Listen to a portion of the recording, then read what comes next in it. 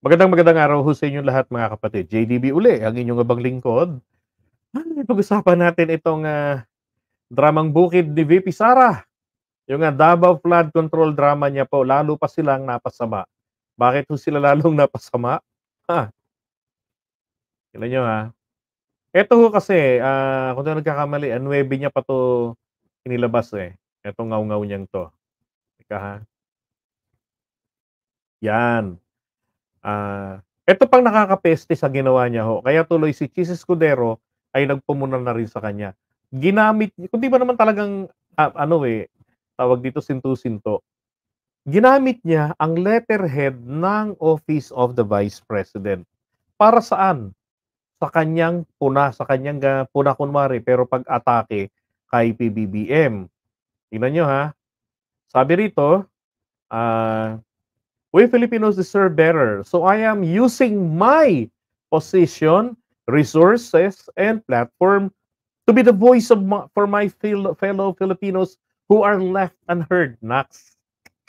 So magiging boses na raw siya. Ayaw niyang magpatawag pang boses ng opposition. Kundi po ng mga Pilipinong hindi raw po madinig. Nax. Yung mga napag-aiwanan. Okay, 2 beses akong nakaranas ng baha. Wala ba tayong tugtog dyan? Malungkot. Teka nga. Dapat meron ano ho.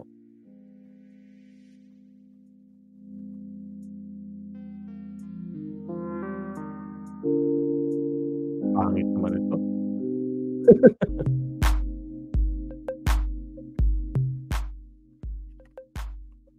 Sabi ho ni VP Sara Are, 2 beses akong nakaranas ng baha. Sa bahay mismo ng mga magulang ko sa Taal Street, Davao City.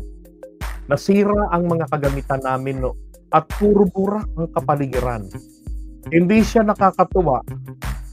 Naranasan ko ring maglakad sa tubig baha. Wow, ang galing. Na hanggang dibdib at tuluyang lumangoy na lamang. Hindi siya masaya.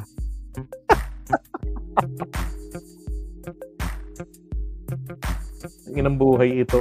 Sige nga ho, meron ba naman talagang naglalakad ka na binaha ka na, sabi mo masaya. Oo, saya-saya. 'Di ba? Unless talagang gusto mong lumusong sa baha. Ang iyong buhay ito. Naranasan ko maging mayor at may namatay na 30 katao nang dahil sa isang flash flood. Hanggang ngayon masakit pa rin sa damdamin ko. So I am using my position, resources and platform to be the voice to show you our government officials how to command. Wow.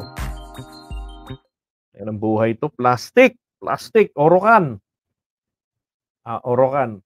Eh yun nga lang ahensya ng gobyernong hawak mong DepEd. Nakita mo yung malversation of funds. You tried to correct. Pero walang ra, sis bomba, walang cheering squad. 'Di ba? Walang ganun sa'yo, walang tumutugtog. Walang, camera. Siguro di niya alam kwentahin kung anong nangyayari sa pera. Tinigil niya, 'di ba? Tapos sasabihin mo gayon, eh, I am using my position, resources, and platform to be the voice to show our government officials how to command. Lol. May dramang bukid nito. Hoy, Sara, nangyari lahat ng ito nang hindi po si PBBM ang nakaposisyon. Naalala ko yung sinabi dati ni Apollo Kibuloy. Kaya binigyan niya ng bahay na maganda si Duterte kasi ang bahay na tinitirahan po nito ay binabaha palagi. Ayaw niya na ang kanyang mayor ay binabaha ang bahay. Okay? Kaya may magandang bahay po si Digong sa isang magandang subdivision. Okay? Courtesy by Apollo Kibuloy.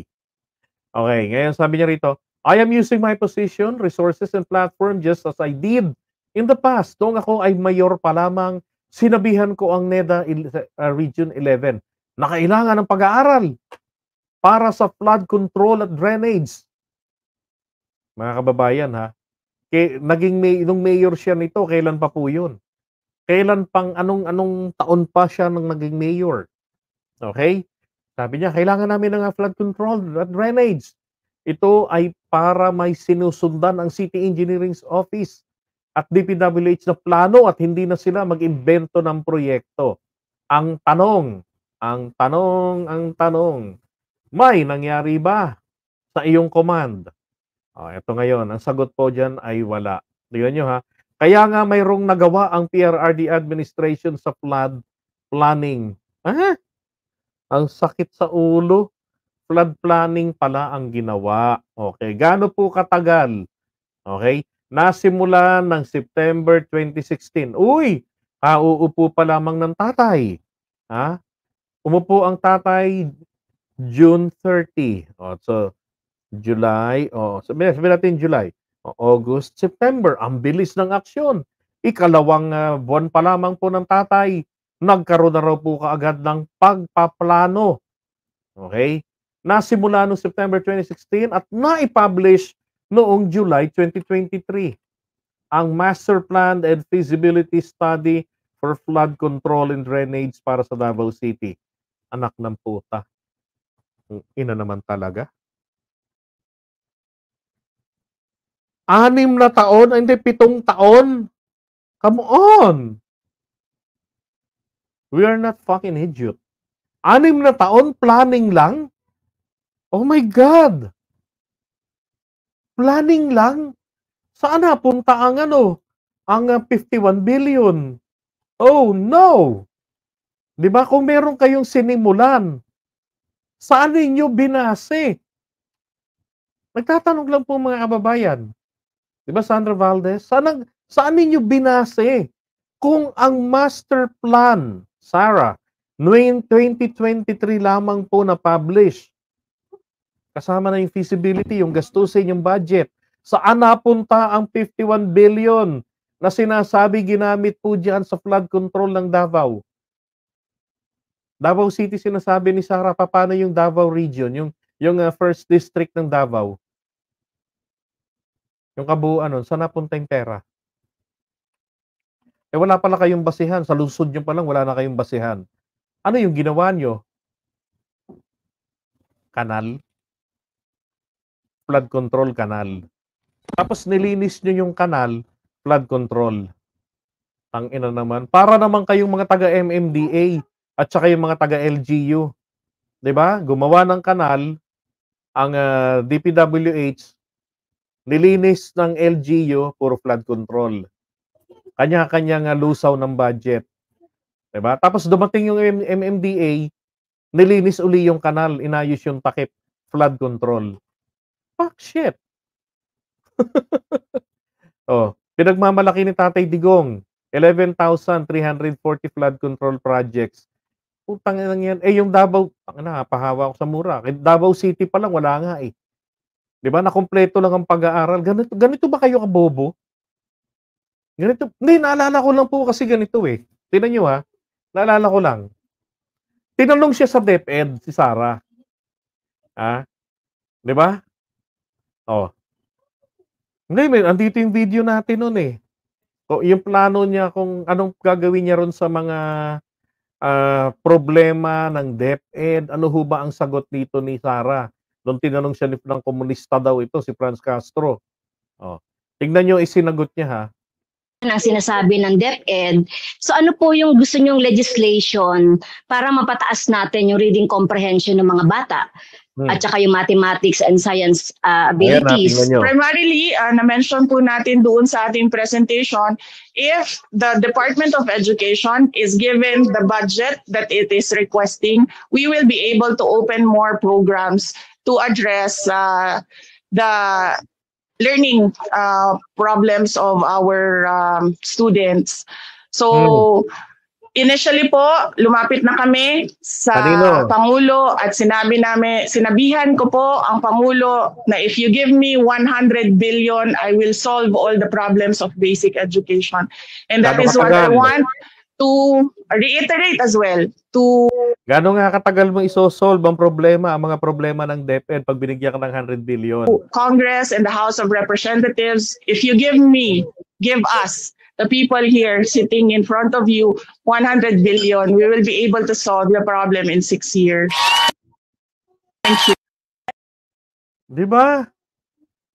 Ganun ang style ni Itok-Itok. Sa DepEd yun, ha? Isosolve niya, gagawin niya, isosolve niya ang problema ng sa DepEd. Kapag may condition pa, if you would give us 100 billion pesos, mutragis na yan, sa 6 na taon. Ito rin, ginawa rin pala ng tatay niya, 6 na taon din. 2016, pagkaupo. Tinapos, pagkatapos maupo. Bakit? Para hindi humasingil agad ng Kongreso na kamusta naman ang flood project natin, ang flood control project. 'Di ba? Oh. 'Di ba? Hanip na estilo, 'di ba? Oh. Kaya pag hinanapan ninyo, anong ginawa ni Duterte noon? Wala namang kasalanan ni BBM, wala namang flood control project eh. Kasi wala namang master plan. Oh, anong problema mo rito, Sara? Tingnan niyo ngayon next page niya, ha. Kalokohan ni Sara talaga, oo. Baka naman gusto ng pondohan ang mga infrastructure projects na naaayon sa master plan. Ang tagal ng mayor ng tatay mo. Palit-palit kayong mag-aama. 'Di ba? Kung kailan pa naging presidente, doon lang ninyo ginawang simulan ng pagpaplano, at ang pagpaplano 6 na taon natapos, ang bagal niyo mag-isip. 'Di ba? Alam nga namang NEDA pa mag-isip no'n. Siyempre kayo mag-identify ng problema. Sila yung magpo-provide ng resources para sa study. Hello? 'Di ba? And then si NEDA ngayon ang magsusulong sa presidente para mag-rekomenda na kailangan nating gawin ito. This is the master plan. Ito ang budgeting na mangyayari, 'di ba? Oh. Okay, guys. So ito, ha, tingnan nyo. Sabi niya, ha, leadership is faithfulness to the oath of office. Leadership is faithful service to the people. Leadership should only say one thing, that it is done. Oh, patay na. Yari na yung 51 billion ninyo. Yung master plan na sinasabi ni Sara natapos 2023 July. Yung pondo nadali ng 2020, 'di ba? Na-release, staggered hanggang mabuo ang 51 billion. Tapos ilang mga congressional districts na mga bagito ang congressman at congresswoman, zero budget sila. Yung tigli 5 million lang po dapat na pondo para sa mga districts, nangyari po na zero para mabuo ang pera ni Pulong. Ito pa, sabi niya, ha, leaders should not be motivated by cash, cocaine, or champagne. Maksang puta. Naka-letterhead pa ng OVP yan, ha. And most certainly, leaders should not be made to hold champagne glasses. Again, we Filipinos deserve better. We Filipinos should be the best. Shout out sa JICA at Japanese government na tumulong sa Davao City. You are the best. Ako naniniwala si Sara sumulat nito. Ang inang yan. May shout out pa talaga. Sarap tuktukan ang ulo, di ba? Ina, shout out. Shout out kay VP Sara. Lulutang-lutang. Alam niyo, yung ganitong shout out, hindi ko nakita kay Leni Robredo yan na pinipintasan natin noon. Kaya ako hiyang-hiya eh. Kaya ako pagka naglaban, Leni Robredo, Sara Duterte, naku po, kung walang ibang choice, Leni Robredo ako. Sa 2028. Sus Mariosep, at least si Leni may remedyo. Dahil ang problema lang kay Leni, yung huling salita niyang sinabi, uulit-ulitin niya. Yung problema po natin sa kanya when it comes to mathematics, problema ko rin po yan. Yun hong mga naglolo, yung mga abogado, maliban sa mga CPA lawyers, yan lang po yung mga magagaling sa numero. Diba? So, etong si Sara, huwag na nating problemahin kung di marunong sa numero. Okay? Pwede naman siyang mag-hire ng mga taong bahala sa numero. Pero Diyos ko naman, kung ganito naman ang level, parang elementary, magsulat. Shout out! Shout out! Kung scriptwriter na naman ang gumawa nito, talagang wala kayong utak, bakit ginamit niyo sa pagbanat ang letterhead ng Office of the Vice President? Diba? So, ito hong kanyang ginawang sulat na to, ito po, nagpahamak pa sa kanila. Binanatan rin po siya ng kapitbahay lang nila, 2nd District ng Davao de Oro, Congresswoman. si Maricar Zamora. Sabi niya ha, as the DepEd budget sponsor for the past 2 years. Ito yung experience niya po kay Sara ha. I fought hard to have its budget approved with minimal revisions, but its implementation was carried out solely by the department. Di ba? Tapos sino ba yung head ng department sa DepEd? Si Sara. Tapos pinipintasan niya na nagkaroon ng malversation ng pondo. Di ba tanga? Ang tinutukoy niya rin yung panahon na siya ay nasa leadership. Ngayon, eto naman po. Binawian tuloy siya ng mga kongresista eh. Sabi ni Congressman Jay Kung Hoon. Ito yung jowa ngayon ni Aiko Melendez, parang 5th District City Councilor namin dito sa Quezon City. Si Jay Kung Hoon. Sabi niya rito, hindi ba ito nagamit sa flood control programs? Sana nga ba napunta ang 51 billion na ito? Sa laki ng alokasyon na ito, kahit isa hindi nagamit sa flood control. Former President Duterte also had 6 years to accomplish this. Pero we don't hear the VP saying anything about her father's failure. Diba? Ano lang sabi ni Sara doon? Ano daw ang nagawa ng tatay niya? Ito lang. Kaya nga mayroong nagawa ang PRRD administration sa flood planning. Hindi po flood control, flood planning po na tumagal po ng 7 taon, 2016 up to 2023. Diba? Very efficient. Ang tatay nating sinuportahan noon.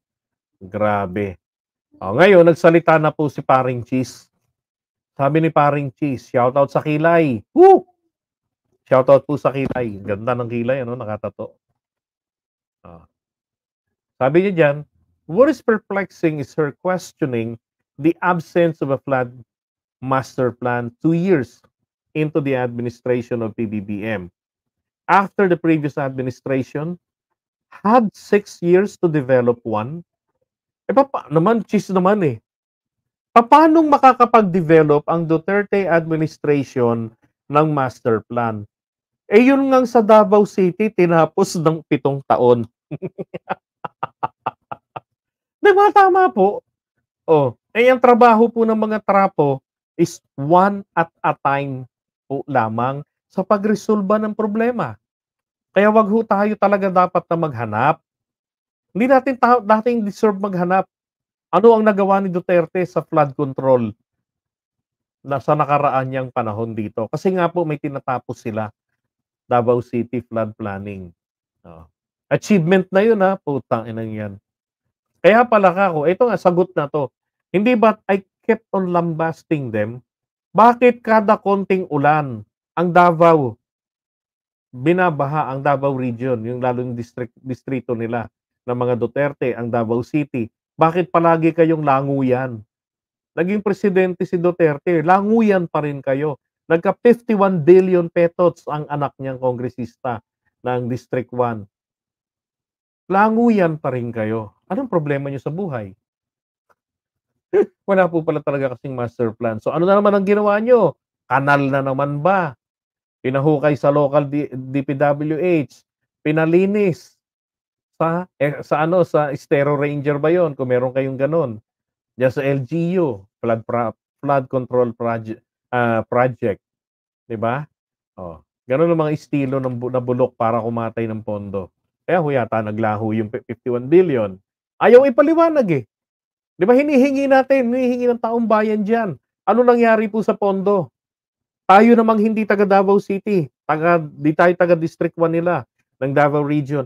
Ano ho nangyari sa pondo? Dahil marami hong mga kongresistang bagito ang na-deprive ng pondong 5 milyon taon-taon para sa congressional district nila na magagamit sa mga infra projects nila. Anong nangyari? Kasi diniprive sila para mapunta ang pondo, ma-divert kay Pulong. Di ba yung 500 billion ang tinatanggap taon-taon? Sabi nito, matagal ng problema ang pagbaha. Sabi here, after the previous administration had 6 years to develop one but was unable to do so. Matagal ng problema ang pagbaha. ang pagbabaha sa bansa. Kung meron kasing nagawa na o nasimulan man lang po noon, eh di meron na po sana tayong napapatupad na ngayon. O nga naman, hanapan niyo ng pinapatupad si PBBM, wala namang palaking ginawa. Hinahanap ninyo yung 5,500. Tarantado rin yung mga tauhan ng presidente natin eh. Niloko siya eh. Kasi nga po, ganun po ang modus diyan, 'di ba? Alam na po nilang walang master plan, pero paanong nangyari na nagkaroon ang presidente na nai-anunsyo ng figure sa 5,500, including the ongoing. Kasi po, again, yung kanal na pinahukay, flood control. Nagkaroon ng burak, tinanggal ng LGU yung burak, flood control. 'Di ba? Oh, minintain yung mga dulo-dulo, gano'n, flood control.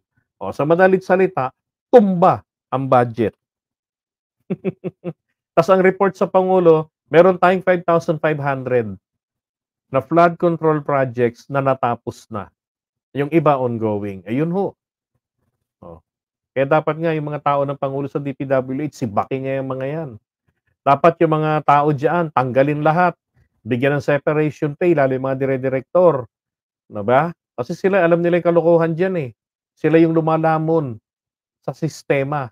Sila yung sistema at nilalamon nila yung mga bagong opisyalis na ini-appoint ng presidente. Kaya kalaunan, sama-sama together sila sa korupsyon sa DPWH.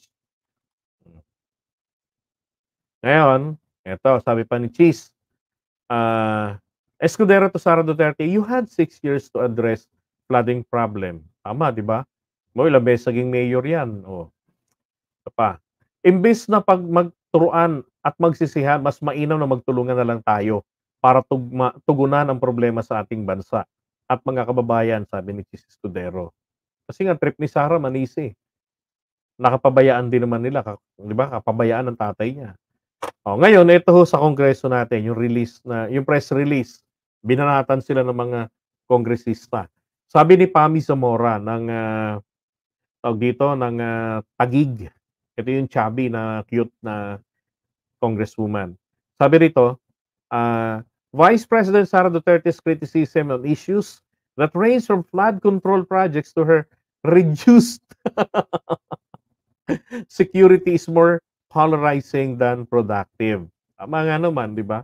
Saka tanong mga kababayan, ba't mo magpapakaulol sa problema ni Sara sa security? Bilyonaryan tao yan. Bilyonaryo mga kapatid yan, pamilya nila. Di ba? Kayang mag-hire ng sariling security guards nila. Diyos ko. The lady legislation expounded on flood control daw.